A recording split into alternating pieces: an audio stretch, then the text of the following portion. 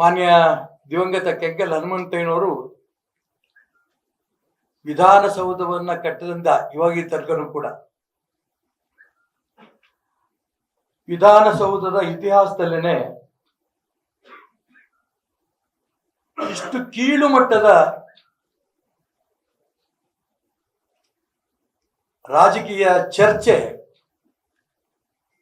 ವಿಧಾನಸೌಧದಲ್ಲಿ ಆಗಿಲ್ಲ.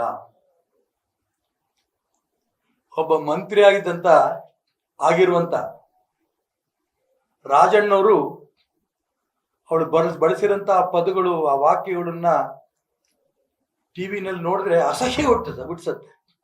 ಇಂತಹ ವ್ಯಕ್ತಿನೂ ಕೂಡ ರಾಜ್ಯದಲ್ಲಿ ಮಂತ್ರಿ ಆಗಿದಾರಲ್ಲ ಅಂತ ನೋವಾಗತ್ತೆ. ಆ ಒಂದು ಹನಿ ಟ್ರ್ಯಾಪ್ ಬಗ್ಗೆ ಟಿವಿನಲ್ಲಿ ಬರ್ತಾ ಇರೋಂಥ ಸಂದರ್ಭದಲ್ಲಿ ನಾವು 4 ಜನ ಸ್ನೇಹಿತರು ಟಿವಿ ನೋಡ್ತಾ ಕೂತ್ಕೊಂಡಿದ್ವಿ, ಜೊತೆ ಚರ್ಚೆನೂ ಮಾಡ್ತಿದ್ವಿ. ಆ ಸಂದರ್ಭದಲ್ಲಿ ಒಬ್ಬ ಬಾಲಕ ಬಂದ. ಅವನ್ ಕೇಳ್ದ, ಹನಿ ಟ್ರ್ಯಾಪ್ ಅಂದ್ರೆ ಏನು ಅಂತ. ಈ ರಾಜಣ್ಣನ ನೀಚತನದಿಂದ ಇವತ್ತು ಟಿವಿ ನೋಡೋದು ತಪ್ಪಾಗಿ ಹೋಗಿದೆ. ರಾಜ್ಯದ ಹೆಣ್ಮಕ್ಳಾಗ್ಲಿ, ಮರ್ಯಾದಸ್ಥ ಜನ ಇಂಥ ಒಬ್ಬ ಮಂತ್ರಿ ಕರ್ನಾಟಕ ರಾಜ್ಯ ಸರ್ಕಾರದಲ್ಲಿ ಇದ್ದಾರೆ ಅಂತ ಹೇಳೋದಕ್ಕೇನೆ ನಾಚಿಕೆ ಆಗತ್ತೆ. ಮನೆ ಮುಖ್ಯಮಂತ್ರಿಗಳು, ಮಾನ್ಯ ಸಭಾಧ್ಯಕ್ಷರ ಎದುರಿಗೆ ಅವ್ರು ಬಳಸಿದಂತ ಪದಗಳು ನೋಡಿದಾಗ ಮಾನ್ಯ ಮುಖ್ಯಮಂತ್ರಿಗಳು ಅಲ್ಲೇ ಹೇಳಬೇಕಿತ್ತು, ಬಾಯಿ ಮುಚ್ಕೊಂಡಿರು ಅಂತ. ಮಾನ್ಯ ಖಾದರ್ ಅವರು ತಮ್ಮ ಖದರವನ್ನು ತೋರಿಸ್ಬಿಟ್ರು. 18 ಜನ MLA ಹೊರಗಾಕ ದಿಕ್ಕಲ್ಲಿ ತಮ್ಮ ಖದರ್ ಇದೆ ಎಂದು ತೋರಿದ್ರು. ಖಾದರ್ ಅವರಿಗೆ ನಾನು ಕೇಳಕ್ ಇಷ್ಟಪಡ್ತೇನೆ, ಈ ಖದರ್ ಅವ್ರನ್ನ, ನಿಮ್ಮ ಖದರ್ನ ರಾಜಣ್ಣ ಮಾತಾಡ್ತಾ ಇರೋಂಥ ಸಂದರ್ಭದಲ್ಲಿ ಅಶ್ಲೀಲ ಪದಗಳು, ನಾಚಿಕೆಗೇಡಿನ ಪದಗಳು, ಕೀಳು ಮಟ್ಟದ ಪದಗಳನ್ನ ಬಳಸ್ತಾ ಇರೋಂಥ ಸಂದರ್ಭದಲ್ಲಿ ನಿಮ್ ಕಿವಿಡಾಗಿತ್ತತೆ ಕಿವಿ. ಅವ್ರಿಗಂತೂ ನಾಚಿಕೆ ಇಲ್ದ ಮಾತಾಡ್ತಾ ಇದ್ರು. ನಿಮಗಾಗ್ಲಿ ಮುಖ್ಯಮಂತ್ರಿಗಳಿಗಾಗ್ಲಿ ನಾಚಿಕೆ ಇರ್ಲಿಲ್ವಾ? ಯಾಕೆ ಅವ್ರನ್ನ ಎತ್ತು ಹೊರಗಡೆ ಆಗ್ಲಿಲ್ಲ? ಪ್ರಜಾಪ್ರಭುತ್ವ ವ್ಯವಸ್ಥೆಗೆ ವಿಧಾನಸೌಧ, ನಮ್ಮೆಲ್ಲರೂ ಕೂಡ ವಿಧಾನಸೌಧ ಅಂದ್ರೆ ಪ್ರಜಾಪ್ರಭುತ್ವದ ದೇವಾಲಯ. ಪ್ರಜಾಪ್ರಭುತ್ವದ ದೇವಾಲಯದಲ್ಲಿ ಯಾರೋ ಕುಡುಕ ಮಾತಾಡಿದ್ರು, ಅಶ್ಲೀಲ ಪದಗಳನ್ನ ಬಳಸಿದಾರಲ್ಲ,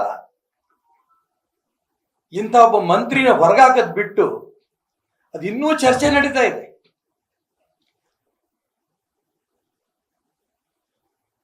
ನಾನು ಹೋಗಿ ಕಂಪ್ಲೇಂಟ್ ಕೊಡ್ತೇನೆ. ಯಾವಾಗ ಕೊಡ್ತೀರಿ? ಹಿಂಗೆ ಮುಚ್ಚಾಕ್ತೀರಾ?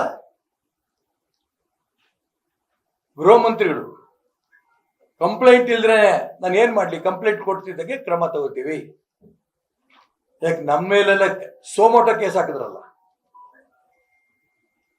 ಈ ರೀತಿ ಅಶ್ಲೀಲ ಪದಗಳು, ನೀಚತನದ ಚರ್ಚೆಗಳು, ಕೀಳು ಮಟ್ಟದ ಪದಗಳು ನಾವು ಬಳಸಲಿಲ್ಲಲ್ಲ.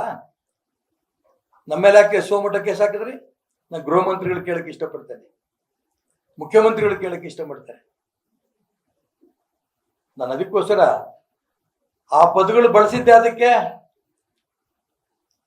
ಒಬ್ಬ ಮುಖ್ಯಮಂತ್ರಿಗಳನ್ನ, ಸಿದ್ದರಾಮಯ್ಯನವ್ರನ್ನ ತೆಗೆದು DK ಶಿವಕುಮಾರ್ ಬಂದು ಕೂತ್ಕೋತಾರೆ.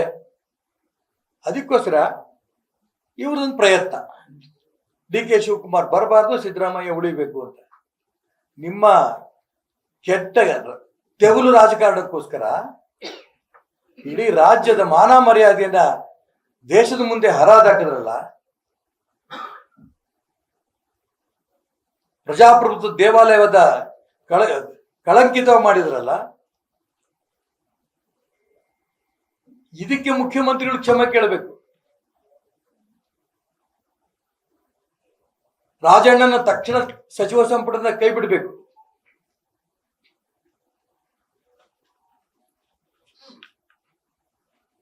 ಇಲ್ಲ, ಇನ್ನೂ ಒಂದು ಅಂಶ, ಮುಸಲ್ಮಾನರಿಗೆ 4% ಮೀಸಲಾತಿ. ಅಲ್ಲಪ್ಪ, ಆಡೋ ಮಕ್ಕಳಿಗೆ ಗೊತ್ತು, ಹೈಸ್ಕೂಲ್ ಓದೋ ವಿದ್ಯಾರ್ಥಿಗಳಿಗೆ ಗೊತ್ತು. ಧರ್ಮಾಧಾರಿತ ಮೀಸಲಾತಿ ದೇಶದಲ್ಲಿ ಸಂವಿಧಾನದಲ್ಲಿ ಇಲ್ಲ. ತುಂಬಾ ಸ್ಪಷ್ಟವಾಗಿ ಅಂಬೇಡ್ಕರ್ ಹೇಳಿದ್ದಾರೆ. ಸುಪ್ರೀಂ ಕೋರ್ಟ್ ಕೂಡ ಜಡ್ಜ್ಮೆಂಟ್ ಕೊಟ್ಟಿದೆ. ಆದ್ರೂ 4% ಮೀಸಲಾತಿ ಮುಸಲ್ಮಾನರಿಗೆ ಕೊಡ್ತಾರಲ್ಲ. ಹಾಗಾಗಿ ನಾನು ಹೇಳಕ್ಕೆ ಇಷ್ಟಪಡ್ತೇನೆ, ಈ ರಾಜಣ್ಣನ ಪ್ರಕರಣ ಇರ್ಬೋದು, ಧರ್ಮಾಧಾರಿತ ರಾಜಕಾರಣವನ್ನ ಮಾಡಿ ಮೀಸಲಾತಿಯನ್ನ ಘೋಷಣೆ ಮಾಡಿ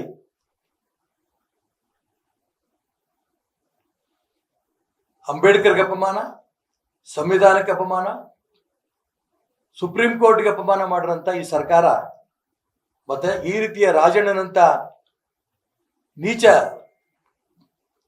ನೀಚತನವನ್ನ ಪ್ರದರ್ಶನ ಮಾಡಿದಂತ ಕೀಳು ಮಟ್ಟದ ವ್ಯಕ್ತಿಗಳನ್ನ ಇಟ್ಕೊಂಡು ಈ ಸರ್ಕಾರ ರಾಜ್ಯದಲ್ಲಿ ಇರಬಾರ್ದು.